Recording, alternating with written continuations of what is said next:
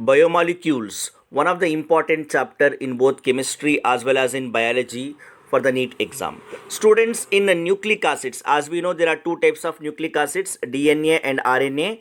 So here you can find three components. One is nitrogen base, second is pentose sugar, and third one is phosphoric acid.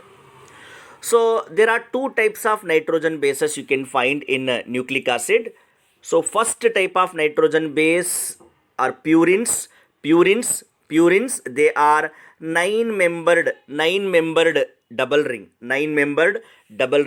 There are two types of purines, adenine and guanine. And pyrimidines are six-membered single ring.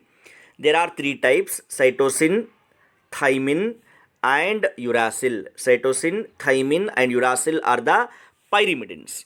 Students, both DNA and RNA nucleic acids, they are the polymer of nucleotides. Now what are nucleotides? Nucleotides are formed by the union of three components of nucleic acids. Which are those? Nitrogen base, pentose sugar and phosphoric acid. So when nitrogen base and pentose sugar linked by N-glycosidic linkage, nucleoside is going to form. Now this nucleoside, when reacts with phosphoric acid, it is going to form nucleotide. Now first nucleic acid discovered by Mr. and he called them as nuclein. Later Altman gave the name nucleic acid. And another important point, remember, out of 5 nitrogen bases, 2 purines and 3 pyrimidines, out of 5 nitrogen bases, 4 you can find in DNA, 4 you can find in RNA. Means thymine is present in DNA, whereas uracil is present in RNA. Remaining 3 nitrogen bases are common. Adenine, guanine and cytosine is common in both the nucleic acids, DNA as well as RNA. Whereas thymine is present only in DNA and uracil is present only in RNA. Then when it comes to 5-carbon pentose sugar, you can find deoxyribose in DNA and ribose in RNA.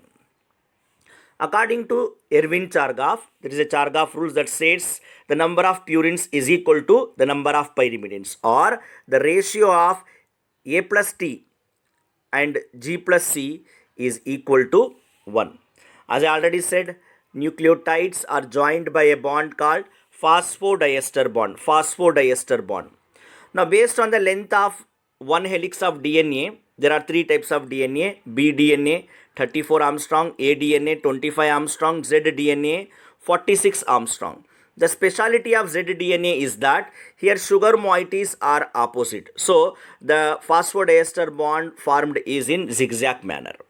Now to understand or to measure the DNA synthesis, we are going to use radioactive labeled thymine, and to understand the synthesis of RNA, we can use radio labeled uracil. Then we know ATP is a universal currency, adenosine triphosphate, that is also one nucleotide. And tRNA, one type of RNA, tRNA shape is L-shaped. Okay, it is given by Kim while studying phenylalanine amino acid. Now there is one enzyme called DNase or nuclease that breaks the DNA by hydrolysis of phosphodiester bond. By breaking phosphodiester bond, DNase enzyme converts the DNA into DNA fragments. It breaks the DNA.